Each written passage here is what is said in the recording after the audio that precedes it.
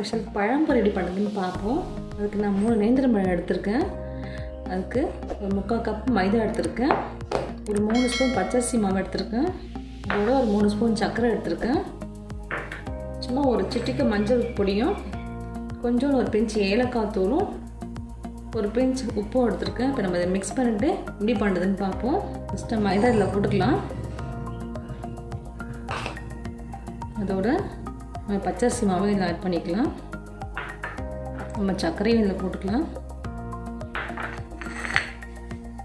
கொஞ்சமாக மஞ்சள் பொடி கலருக்காக ஃபுட் கலர் இருந்தாலும் நீங்கள் போட்டுக்கோங்க.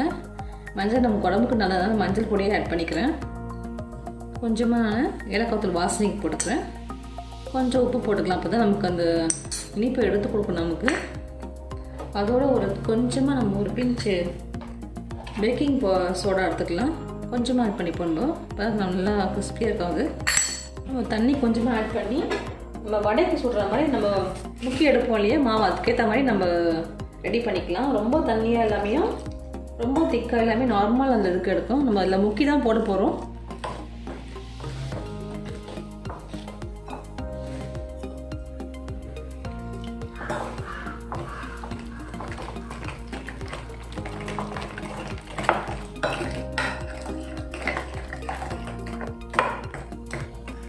மாவு ரெடி ஆகிடுச்சு.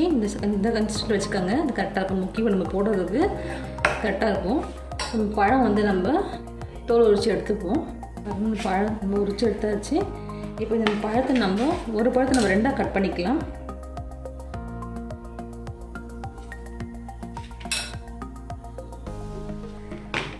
இதுக்கு வந்து பழம் நல்லா பழுத்திருக்கணும். அப்போ தான் நல்லாயிருக்கும்.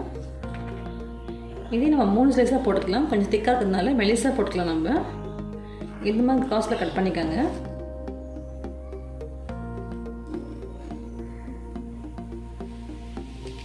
இந்த மாதிரி எல்லாமே கட் பண்ணி வச்சுக்கோங்க. இந்த திக்னஸ் போதும் நமக்கு.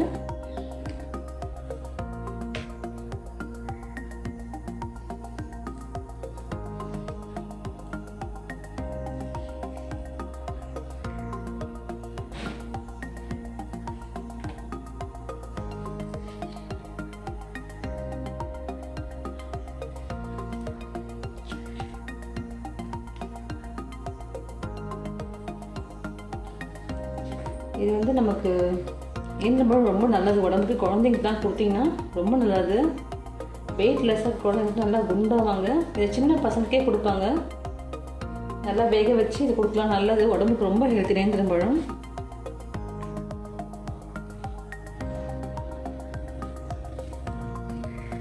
இது ரொம்ப கேரளாவில் ரொம்ப ஸ்பெஷல் பழம்பொரி தான். ரொம்ப ஈவினிங் டீ ஸ்நாக்ஸ்க்கு இது தான் நல்லா செய்வாங்க. இது செய்யறதும் ரொம்ப ஈஸி தான். அது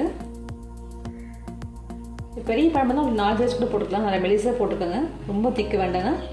நல்லா மெலிசாக போட்டுக்கலாம். நம்ம பாருங்கள், நம்ம பழம்லாம் கட் பண்ணி வச்சுட்டோம். இப்போ நம்ம இதை பொரிச்சு எடுத்துருவோம். நம்ம இந்த பழம் இப்போ தேங்காயில் பொரிக்கலாம். தேங்காயில் பொரிச்சு நல்லா டேஸ்ட்டாக இருக்கும் உங்களுக்கு. நீங்கள் தேங்காயில் விருப்பம் இல்லைன்னா நீங்கள் நார்மல் நம்ம சன்ஃப்ளவர் ஆயிலே பண்ணிக்கலாம். தேங்காயில் பொரிச்சு நல்லா வாசமாக இருக்கும், நல்லாயிருக்கும். நம்ம எண்ணெய் வந்து கொஞ்சம் லோ ஃப்ளேம் வச்சுக்கலாம். ரொம்ப ஹை வேண்டாம். நான் உள்ளே அப்புறமா வேகாது. நல்லா ஒரு வாட்டி மாவு இலக்கிட்டு அந்த முக்கிய போடுவோம்.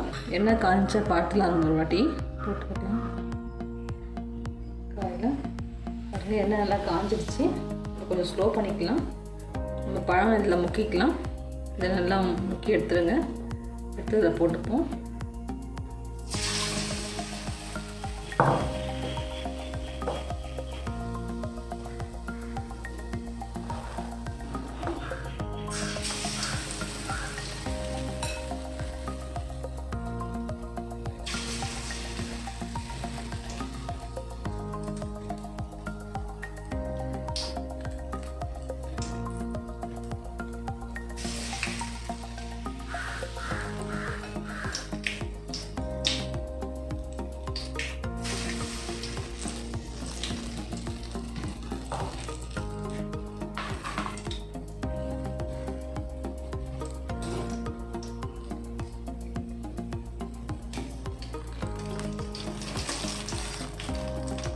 நம்ம திருப்பி போட்டுக்கலாம்.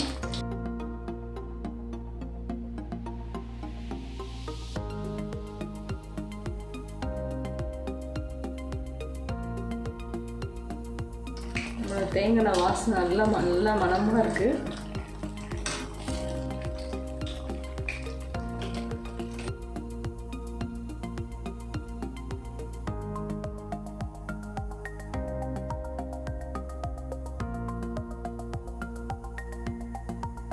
நல்லா கொஞ்சம் வேகட்டும், அது வெயிட் பண்ணுவோம். நல்லா கலர்ஃபுல்லாக இருக்குது.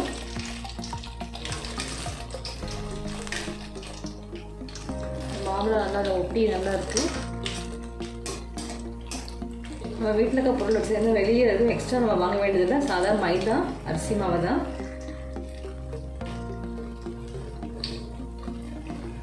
நீங்கள் பெருசானாலும் நல்லா ஃபுல் பழமே கூட போட்டுக்கலாம். முழுசாக நம்மளால் இப்படி சாப்பிட முடியாத துண்டு துண்டாக போட்டிருக்கோம். நம்மளுடைய நல்லா வெந்துடுச்சு. நம்ம இந்த சைடில் எடுத்துடலாம்.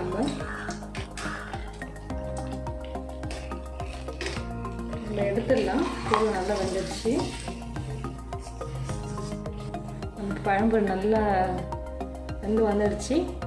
நம்ம எடுத்துக்கலாம். இப்போது இதேமாதிரி எல்லாமே நம்ம பொரிச்சு எடுத்துப்போம்.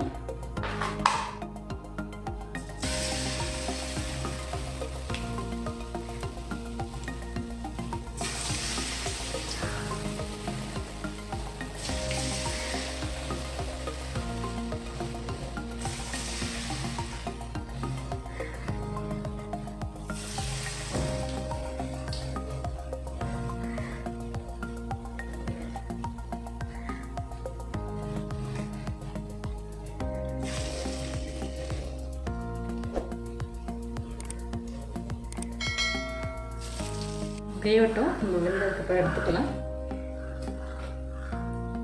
ஹாய் ஃப்ரெண்ட்ஸ், நம்மளுடைய பழம்பொரி ரெடி ஆகிடுச்சு. நீங்கள் இந்த ரெசிபி ட்ரை பண்ணி பாருங்கள். உங்கள் கமெண்ட்ஸ் சொல்லுங்கள். தேங்க்யூ.